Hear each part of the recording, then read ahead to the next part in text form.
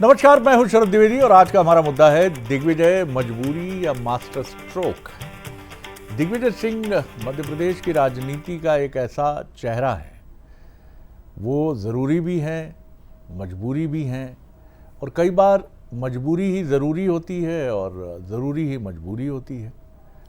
और दिग्विजय सिंह एक ऐसा राजनीतिक चरित्र है जो अपने आप में एक इंसाइक्लोपीडिया है। अगर आप उन्हें पर्दे से बाहर रखते हैं, परिदृश्य से, सिनेरियो से बाहर करते हैं, तो भी आप बहुत बड़ी गलती करते हैं। सिनेरियो में रखते हैं, सम्मान देते हैं, जो बहुत ज़रूरी है उम्र के जिस पड़ाव पर हैं, जिस तरह का अनुभव है, जिस तरह का कमिटमेंट है, तो उससे आपको फ़ायदा ही है। 2018 में ये दिग्विजय सिंह ही थे जिनका कमलनाथ जी ने चुनाव के पहले बहुत चतुराई से इस्तेमाल किया। हालांकि ये भी अनफॉर्चुनेट फैक्ट है कि जब भी कोई गड़बड़ी होती है तो ये भी दिग्विजय सिंह जी के माथे मढ़ दी जाती है कि it is because of mister Digvijay Singh. और ये होता है हर उस व्यक्ति के साथ जो या तो बहुत पॉपुलर होता है और या फिर सच्चे मायनों में लीडर होता है। ये जितने भी बड़े नेता रहे हैं वो सब इस चीज़ को, आप भी अगर अपने दिमाग पर जोर डालेंगे तो आप ये महसूस करेंगे कि जितने भी बड़े नेता हैं, रहे हैं, अतीत में अभी हैं, उन्हीं के माथे सफलता और असफलता का दोनों का ठीकरा, सफलता का तो ठीकरा होता नहीं सर, सफलता का तो ताज होता है, तो ताज पहना दिया जाता है, और असफलता का होता है ठीकरा जो फोड़ दिया जाता है। अब बड़ी दिलचस्प बात है कि दिग्विजय सिंह जी का नाम राज्यसभा के लिए फिर बड़ी तेज़ी से उछल गया। हालांकि दिग्विजय सिंह कह चुके हैं कि आई एम नॉट इंटरेस्टेड, और लोगों को मौका दीजिए, मैं कर चुका अपने टर्म। लेकिन दिग्विजय सिंह जी ज़रूरी हैं, मजबूरी हैं, या कांग्रेस का मास्टर स्ट्रोक हैं, ये तो वक्त बताएगा जब हम देखेंगे उम्मीदवारी का डिक्लेरेशन। पहले देखिए हमारी ये रिपोर्ट, उसके बाद इसी सब्जेक्ट पे डिबेट की तरफ चलेंगे। राज्यसभा चुनाव से पहले मध्य प्रदेश कांग्रेस में हलचल तेज है।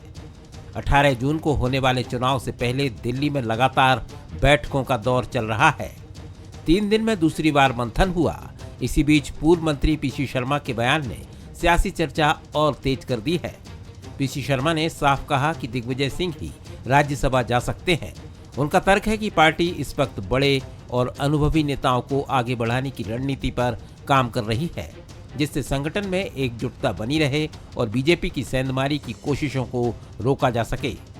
दिग्विजय सिंह जी राज्यसभा के सदस्य आज भी हैं और निश्चित तौर पर मैं समझता हूँ कि प्राथमिकता यही रहेगी कि वो ही जाएंगे, क्योंकि जो कंडीशंस हैं, जो नाम चल रहे हैं दिग्विजय सिंह जी और कमलनाथ जी, तो जिस तरह की भारतीय जनता पार्टी सेंध लगाने की कोशिश कर रही है, तो मैं समझता हूँ कि बड़े नेताओं पे ही कांग्रेस पार्टी और हाईकमांड आगे बढ़ेगा। बीजेपी ने कांग्रेस के इस मंथन पर तंज कसना शुरू कर दिया है। बीजेपी विधायक रामेश्वर शर्मा ने कहा कि कांग्रेस की सारी सभाएं बिगड़ी हुई हैं, राज्यसभा भी उसी का हिस्सा है। बीजेपी विधायक ने आरोप लगाया कि कांग्रेस में नेताओं के बीच एक दूसरे को नीचा दिखाने की होड़ मची है। कांग्रेस की सारी सभाएं बिगड़ी हुई हैं, उसमें से राज्यसभा भी बिगड़ी हुई है। कांग्रेस के अंतर्गत इतना अंतर्द्वंद है, इतना आपसी में मारकाट है, इतना एक दूसरे को नीचा दिखाने की कंपटीशन वहाँ पर चल रही है। इसलिए इस समय कांग्रेस का हम यही कह सकते हैं भारतीय जनता पार्टी की ओर से कि जैसी कांग्रेस चल रही है, परमात्मा जितनी दिन और चलाए ऐसे ही चलाए। मध्य प्रदेश में 3 राज्यसभा सीटों पर चुनाव होना है। आंकड़ों के हिसाब से बीजेपी को 2 और कांग्रेस को 1 सीट मिलने की संभावना है। ऐसे में कांग्रेस के सामने सबसे बड़ा सवाल यही है कि आखिर उस 1 सीट पर दांव किस पर लगाया जाए। क्या पार्टी अनुभव और सियासी पकड़ के चलते दिग्विजय सिंह पर भरोसा जताएगी या फिर किसी नए चेहरे को मौका मिलेगा? फिलहाल दिल्ली में मंथन जारी है। दिग्विजय सिंह के साथ ही कमलनाथ के नाम की भी चर्चा हो रही है। मीनाक्षी नटराजन सहित कई और फेस रेस में बताए जा रहे हैं। राज्यसभा की 1 सीट, लेकिन दिग्विजय सिंह के नाम की सियासी चर्चा कई सवाल खड़े कर रही है। क्या दिग्विजय सिंह पर दांव लगाकर कांग्रेस संगठन को एकजुट करने की कोशिश करेगी या फिर नए समीकरण तलाशे जाएंगे? इतना तो तय है कि राज्यसभा का ये चुनाव कांग्रेस के लिए सिर्फ 1 सीट नहीं है, ये 2028 के महासंग्राम से पहले एक सियासी संदेश भी बनने वाला है। तो आपने देखा कि मसला है बड़ा गंभीर। हमारे सवाल देख लीजिए। दिग्विजय सिंह को राज्यसभा भेजना कांग्रेस की मजबूरी है या 2018 से पहले का मास्टर स्ट्रोक?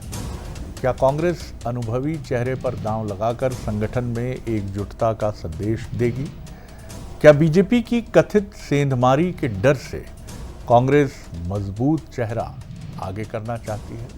ये हमारे सवाल हैं। जो मेहमान हैं उनसे मिलिए। हमारे साथ हैं कांग्रेस के सीनियर लीडर और प्रवक्ता उमेश त्रिपाठी जी हमारे साथ जुड़ रहे हैं, बहुत स्वागत है उनका। हमारे साथ हैं बीजेपी के युवा नेता और spokesperson doctor Durgesh Keswani ji, उनका बहुत स्वागत है। और मध्य प्रदेश के वरिष्ठतम पत्रकारों में से एक राजनीतिक विश्लेषक जगदीश द्विवेदी जी हमारे साथ हैं, उनका भी बहुत स्वागत है। जगदीश जी, पहली टिप्पणी आपकी। अब ये एक प्रशंसक और एक समर्थक बोल रहा है, लेकिन एक चीज़ मैंने भी नोट की, जो उनकी बाइट मैं सुन रहा था, जब वक्तव्य सुन रहा था पीसी शर्मा जी का, ऐसा लग रहा है कि वरिष्ठ ही जाएंगे। उन्होंने कहा कमलनाथ जी और दिग्विजय सिंह जी। जाहिर है वो दिग्विजय सिंह जी के डाई हार्ड समर्थक हैं, तो वो दिग्विजय सिंह जी की बात ही कहेंगे।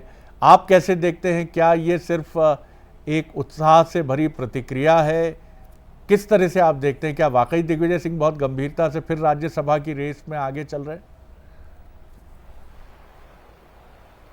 देखिए शरद जी, पहली चीज तो ये कि जितना दिग्विजय सिंह जी को मैंने देखा है और जितना उनके साथ जितना भी टाइम रहा है, दिग्विजय सिंह में एक बात बहुत जो मुझे अच्छी लगती है उनकी, वो ये है कि एक तो उनकी लाइकिंग और डिसलाइकिंग वो एकदम साफ सुथरी रहती है। और दूसरी चीज, एक बार जो उन्होंने कह दिया फिर वो उस पर टस से मस बड़ी मुश्किल में होते हैं, क्योंकि दिग्विजय सिंह जी कह चुके हैं कि अब उन्हें राज्यसभा का चुनाव नहीं लड़ना। ऐसे में मुझे नहीं लगता कि दिग्विजय सिंह फिर से राज्यसभा की दावेदारी करेंगे। अब कोई आसमान से कुछ और चीजें हो जाएं तो भी मेरा ऐसा मानना है कि दिग्विजय सिंह जी कांग्रेस को तो सेफ करेंगे, इसमें कोई दो मत नहीं। वो बिल्कुल पूरी ताकत लगाएंगे राज्यसभा में चुनाव के लिए, क्योंकि वो भी ये जानते हैं और कांग्रेस भी ये जानती है कि ये सीट जो एक सीट है, ये कांग्रेस के लिए बहुत इस समय का बड़ा कठिन दौर है कांग्रेस का शरद जी। ये क्योंकि 4-5 भी नहीं, 4 विधायक अगर अनुपस्थित रह गए तो पूरा का पूरा खेल बिगड़ जाएगा।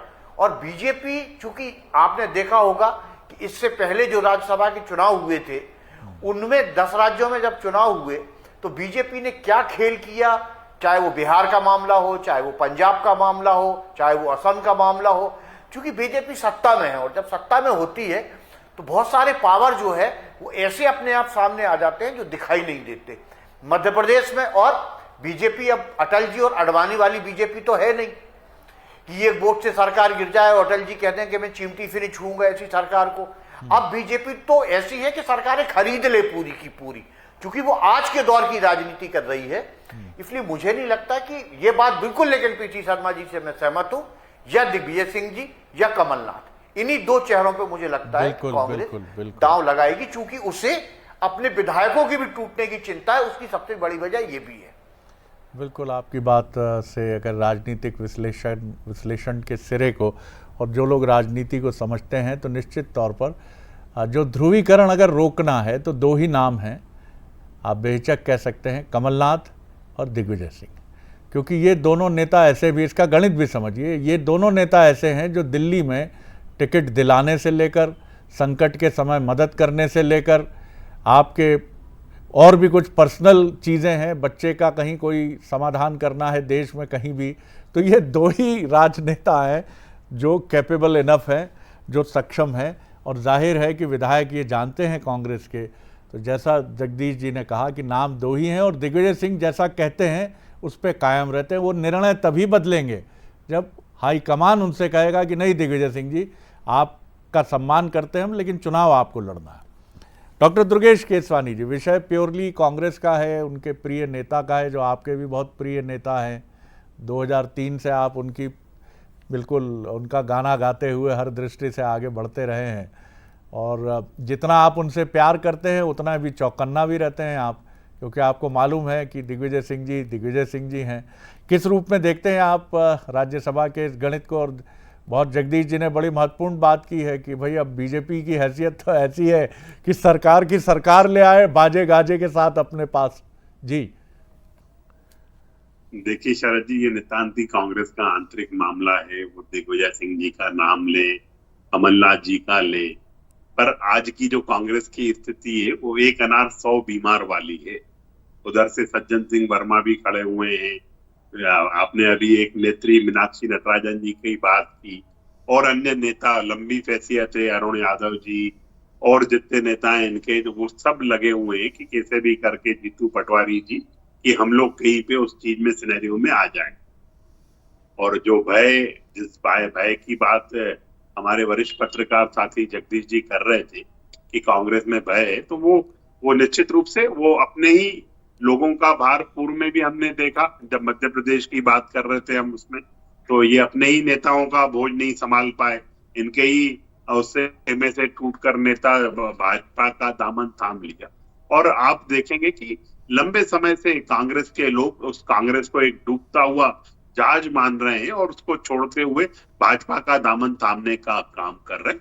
और अब वो किसी को भी दें सीट, हम अपनी पूरा चुनाव, हमारे जो दो कैंडिडेट हैं उसके लिए हम पूरी जोर शोर से लगेंगे। बाकी जगदीश द्विवेदी जी ने एक एग्जाम्पल देके बात कही है, बाकी भाजपा खरीद फरोख्त में विश्वास नहीं करती है शरद जी।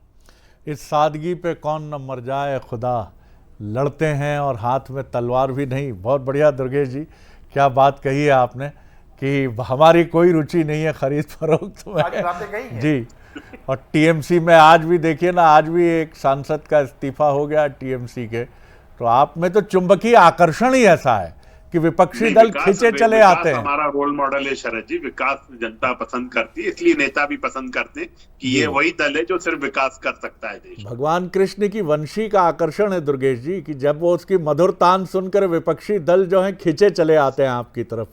चलिए कैसे देखते हैं उमेश जी आप?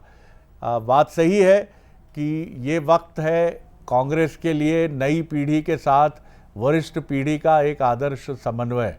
और जब हम ये बात कर रहे हैं तब कर्नाटक में मुझे लगता है पहला सफल ऑपरेशन 50-50 की जो बात राजस्थान में हुई, जो बात छत्तीसगढ़ में हुई और अंजाम तक नहीं पहुंची, लेकिन अब ऐसा लगता है कि सिद्धारमैया साहब कल इस्तीफा दे के आगे बढ़ेंगे। तो अच्छी बात है, कांग्रेस अतीत से सीख रही है। तो क्या लगता है आपको, ये दिग्विजय सिंह या कमलनाथ जी? जी देखिए, कांग्रेस पार्टी देश की सबसे पुरानी पार्टी है और इसमें चाहे विधायक का चयन हो, चाहे लोकसभा प्रत्याशी का चयन हो, चाहे राज्यसभा प्रत्याशी का चयन हो, उसकी एक सेट प्रोसीजर है जो कि कांग्रेस पार्टी फॉलो करती है। अब रही बात कमलनाथ या दिग्विजय सिंह जी की, देखिए नोट, इसमें कोई शक नहीं, कमलनाथ जी हों चाहे दिग्विजय सिंह जी हों, प्रदेश में इन दोनों का जो है 30-35 साल का लंबा एक कार्यकर्ताओं के साथ मेलजोल है और आज भी ये कांग्रेस के सबसे कद्दावर नेता है मध्य प्रदेश के, इसमें तो कोई दो राय नहीं। लेकिन कांग्रेस पार्टी अपनी आवश्यकताओं के अनुसार और युवा पीढ़ी को कोऑर्डिनेट, समन्वय स्थापित करने के अनुसार हाईकमान जो भी निर्णय लेगा, चाहे दिग्विजय सिंह जी हो चाहे कमलनाथ जी हो, सभी उसको मानेंगे। और रही बात राज्यसभा में कौन जाएगा कौन नहीं जाएगा, ये तो देखिए कांग्रेस विधायक दल को उस हिसाब से पर्यवेक्षक आएगा। पर्यवेक्षक अपनी राय जो है प्रत्याशी डिक्लेयर करने के पहले राहुल जी को, खड़गे जी को देगा कि भैया इन व्यक्ति के नाम पर ज्यादातर विधायकों की सहमति है। और निश्चित रूप से आगामी विधानसभा चुनाव को देखते हुए जिसके नाम से संगठन को और मजबूत किया जाए, कांग्रेस पार्टी उसको प्रत्याशी बनाएगी। हो सकता है वो प्रत्याशी दिग्विजय सिंह जी हो सकता है वो प्रत्याशी कमलनाथ जी हो, और ये भी बहुत संभव है कि हो सकता है वो प्रत्याशी कोई नया ऊर्जावान युवा कार्यकर्ता हो, क्योंकि आज कांग्रेस राहुल जी के नेतृत्व में पूरे देश में भाजपा की जो अलोकतांत्रिक और तानाशाही और विकास विरोधी सरकार है, उसका अल्टरनेट बनकर राहुल गांधी उभरे हैं। उसका परिणाम यह है कि राहुल गांधी के विरोध करने के बाद करीबन 2.5 करोड़ लोग 7-8 दिन में कॉकरोच जनता पार्टी में 1 मिनट में जुड़ गए। तो आज देश का मूड भारतीय जनता पार्टी को उखाड़ फेंकने का है। इसी बात को आगे बढ़ाते हुए राहुल गांधी किसी तेज तर्रार युवा प्रत्याशी को या इन दो वरिष्ठ नेताओं में से किसी एक को, जिसको हाईकमान उचित समझेगा आगामी विधानसभा चुनाव को देखते हुए, उसको फाइनल करेगा। और मैं एक चीज बता दूं आपको, आज मेरे प्यारे साथी ये भारतीय जनता पार्टी के प्रवक्ता जी जो है, वो केशवानी जी कह रहे थे कि कांग्रेस में बड़ा ये है। देखिए, मैं तो भारतीय जनता पार्टी के लोगों को बहुत अंदर तक जानता हूँ। 93 से अटल जी वगैरह के साथ मैंने थोड़ा बहुत समय बिताया है, इनके आरएसएस लोगों के साथ। जो पुराना इनका, जिसने भारतीय जनता पार्टी बनाई है, आज उसकी स्थिति ये है कि उसको नाम लेवा पानी देवा कोई नहीं है। बेचारे स्कूटर में पेट्रोल भराने के लिए मोहताज हैं। और जो नई पौधा आई है वो तो वट वृक्ष नहीं, बरगद के पेड़ से भी बड़े हो गए, उनके नीचे कई पेड़ उससे बड़े होते जा रहे हैं। मतलब स्थिति ये है कि पुराने को कोई पूछ नहीं रहा और नए जो पुराने कोई पूछ नहीं रहा और नए को ही सारा माला माल किया जा रहा है। एक बात और बता देना चाहता हूँ, मैं महाकौशल से आता हूँ। महाकौशल में भारतीय जनता पार्टी स्थापित करने में स्वर्गीय बाबूराव परांजपे और श्री ओमकार तिवारी जी, दो लोगों ने सड़क पर दरी बोरे फट्टे से संघर्ष किया। आज उनकी मूर्तियां लगाने के बाद नगर निगम के कबाड़ खाने में रखी हुई हैं। ये तो इनके कार्यकर्ताओं की स्थिति है। भैया, कार्यकर्ताओं की पार्टी है, हम सबको महत्व देते हैं? बिल्कुल नहीं। आज पुराना भारतीय जनता पार्टी का कार्यकर्ता रो रो के पानी पी के भारतीय जनता पार्टी के नेतृत्व गाली बक रहा है। ये मेरा स्वयं का अनुभव है। जगदीश जी, क्रिकेट की तरह अगर हम समझें तो अगर 5 वनडे की या 4 टेस्ट मैच की सीरीज़ है और एक टीम 3 टेस्ट जीत चुकी है तो चौथे टेस्ट में वो युवाओं को मौका देती है कि अब नतीजे पर कोई फ़र्क नहीं पड़ेगा, अब कोई मतलब नहीं है, तो हम अपने सीनियर प्लेयर्स को विराम देते हैं। राज्यसभा का ये चुनाव, उस तरह का चुनाव तो कांग्रेस के लिए कतई नहीं है कि भैया हम सरकार में हैं, हमारे पास बहुमत है, कोई दिक्कत ही नहीं है, तो चलो एक नए युवा को उठाकर मैदान में लेकर आते हैं। ये मैं नहीं कहता ऐसा नहीं हो सकता, लेकिन जो परिस्थितियां हैं उनमें कांग्रेस जोखिम नहीं उठाएगी। यही सबसे बड़ी दलील है, या आपको लगता है कि आगामी चुनाव में दिग्विजय सिंह या कमलनाथ की भूमिका को भी सुनिश्चित करने के लिए कि भले ही युवा हैं दोनों, लेकिन आप हमारे लिए श्रद्धेय हैं, इसलिए कोई वरिष्ठ सामने आ सकता है और राज्यसभा जा सकता है? जी देखिए शरद जी, चाहे कमलनाथ जी हो या दिग्विजय सिंह जी हो, ये वो नेता हैं जो अब पदों से ऊपर उठ गए हैं। पद इनके लिए कोई बहुत ज्यादा महत्व नहीं रखते हैं। क्योंकि 10 साल दिग्विजय सिंह मुख्यमंत्री रहे, मध्य प्रदेश राष्ट्रीय कांग्रेस के महासचिव रहे, 2 बार वो राज्यसभा में रह लिए, वो लोकसभा में भी रह लिए, और कमलनाथ जी के बारे में तो 40 साल का संसदीय जीवन रहा, लगातार केंद्रीय मंत्री रहे, मध्य प्रदेश के 15 महीने मुख्यमंत्री रहे। तो ये लोग पदों से बहुत ऊपर उठ गए, इनका कद जो है अब पद से ऊपर है। लेकिन जो आप कह रहे हो, जो सिर्फ और सिर्फ वजह जो मुझे समझ में आ रही है कि कांग्रेस रिस्क नहीं लेना चाहेगी। मैंने आपसे कहा ना, कांग्रेस इस समय अच्छे दौर से नहीं गुजर रही है। मैं तो ये नहीं कहता हूं कि अब तक के खराब दौर से, लेकिन वर्तमान का भी जो दौर है कांग्रेस का, वो अच्छा दौर नहीं है। निर्मला सप्रे का पता नहीं है कौन सी पार्टी में है, मुकेश मल्होत्रा की वोटिंग पे रोक लगी हुई है, राजेंद्र भारती के मामले में मुझे लगता है कि 5 से 6 दिन के अंदर ही, मेरी कल एक जगह बात हो रही थी संविधान विधि को जानने वाले से, कल जब उनकी जमानत याचिका पे सुनवाई 14 जुलाई तक टली, तो मैंने किसी को फोन लगाया, उन्होंने कहा कि आप देख लेना, बरसात से पहले हमें चुनाव आयोग चुनाव करा देगा वहां। तो कांग्रेस अभी जो है वो बहुत कंफर्टेबल जोन में नहीं है, असुरक्षित जोन में कांग्रेस है। ऐसे में मुझे नहीं लगता कि कांग्रेस कोई रिस्क लेगी, और सिर्फ इसके लिए 2 ही नेता हैं जो आपने पूरा विश्लेषण उनके बारे में कर दिया है कि वो किस स्तर के नेता हैं और कैसे नेता हैं। क्योंकि इनके रहने से किसी विधायक की हिम्मत नहीं है कि वो अनुपस्थित हो जाए, या क्रॉस वोटिंग जिसको अपन कहते हैं वही क्रॉस वोटिंग है कि वो क्रॉस वोटिंग हो जाए। बाकी किसी भी यूथ पे, हालांकि कांग्रेस को यूथ को लाना चाहिए आगे, लेकिन किसी भी यूथ पे विचार करने में थोड़ा सा हिचकेगी शरद जी वो अभी। बिल्कुल, आपने बहुत महत्वपूर्ण बात फिर कही है। दुर्गेश जी, कैसे देखते हैं आप? बात सही है, वरिष्ठ नेताओं की तरफ ही जाना चाहिए। कांग्रेस को जो परिस्थितियां हैं उसके लिए श्रेष्ठ विकल्प वो भी है। राहुल गांधी जी क्या सोच रहे हैं वो तो राहुल गांधी ही जानते हैं, लेकिन त्रिपाठी जी ने कुछ गंभीर आरोपों की तोप भी आपकी तरफ मोड़ी है, आप चाहें तो उनका भी जवाब दे सकते हैं। देखिए शरद जी, इनकी तोप भी तुक्का निकलती है, इसलिए ये लोग इस तरह की हमले करते रहते हैं। रही बात उमेश जी की, हो सकता है ये इन्होंने निश्चित रूप से काम किया होगा, पर शायद हमारा जो संगठन है वो हमारे लिए सर्वोपरि है, और वो संगठन अगर पुराने कार्यकर्ताओं को दरी बिछाने के लिए कहेगा तो हमें कोई आपत्ति नहीं है उमेश जी कि हम दरी बिछाएं।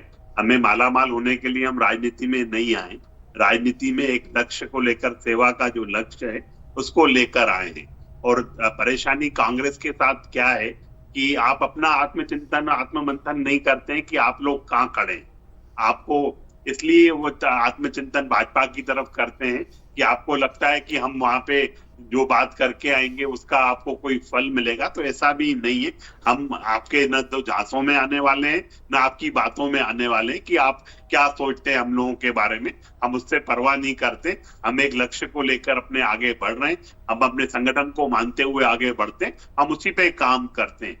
रही बात आप दिग्विजय सिंह जी को उतारे, कमलनाथ जी को उतारे, ये आपकी पार्टी का नितांत ही आंतरिक मामला है। पर मेरा ऐसा मानना है कि आप सिर्फ युवाओं की जो बात सिर्फ अपनी मुंह की जमा पर्ची में करते हैं। अब तो मौका है कांग्रेस के पास इस समय कि युवा किसी को मौका देना चाहिए। युवा आएंगे तो निश्चित रूप से दिग्विजय सिंह जी एक लंबा अनुभव, मुख्यमंत्री के साथ साथ अनेकों बार सांसद रह चुके हैं। कमलनाथ जी के पास एक अपना संसदीय क्षेत्र उसका जीवन है लंबा चौड़ा, उसमें भी। तो अब नए युवाओं को मौका दीजिए। अब युवाओं का जमाना है। मेरा सिर्फ ऐसा मानना है। बाकी आप कुछ भी करिए, कांग्रेस अपना हम आप करिए। मैं आपको आपकी तरह कोई भी सजेशन देना नहीं चाहूंगा, क्योंकि आप उसी में खुश रहते हैं। हम तो अपनी चिंता करें।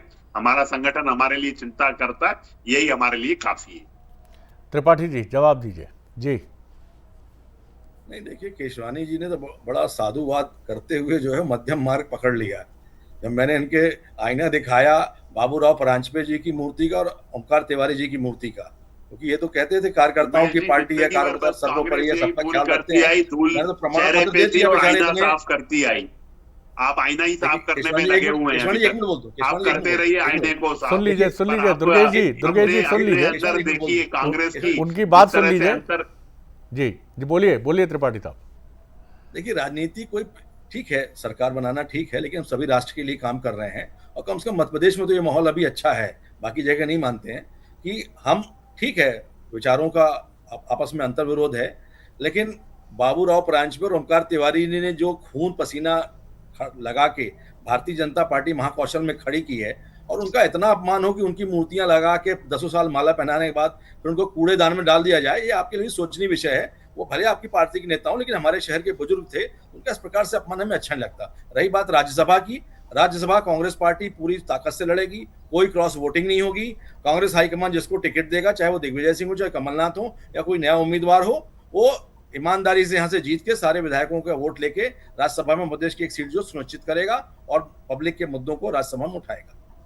जगदीश जी, कंक्लूडिंग रिमार्क आपका। इस समय मैं कुछ समय पहले एक यात्रा में मुझे मध्य प्रदेश और छत्तीसगढ़ अविभाजित के एक बड़े नेता मिले जो छत्तीसगढ़ में हैं मूल रूप से। उन्होंने कहा कि शरद जी एक बात मेरी लिख कर रखिएगा कि चाहे मध्य प्रदेश हो चाहे कांग्रेस हो, यहाँ हम जीतते हैं तो दिग्गज नेताओं के साथ साथ युवा नेता जो अब राजनीति में अपना प्रभाव रखते हैं, लेकिन इन दोनों को अगर माइनस कर दीजिए, विशेषकर वरिष्ठ नेताओं को, तो तय मानिए कांग्रेस की संभावनाएं दोनों प्रदेशों में शून्यवत रहेंगी।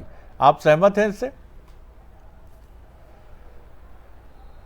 देखिए शरद जी, सबसे पहली चीज बिल्कुल आपने जो कहा वो बात बहुत महत्वपूर्ण है, और मैं जब हमेशा इस बात को कहता हूं तो कईयों बार मैं आपके चैनल पे भी बैठा हूं, आपके डिबेट में बैठा हूं, मैं कोई आलोचना की दृष्टि से नहीं कहता, लेकिन मैं एक बात फिर कहता हूं, कांग्रेस के साथ सबसे बड़ी दिक्कत यही है कि कांग्रेस आत्ममंथन नहीं करती।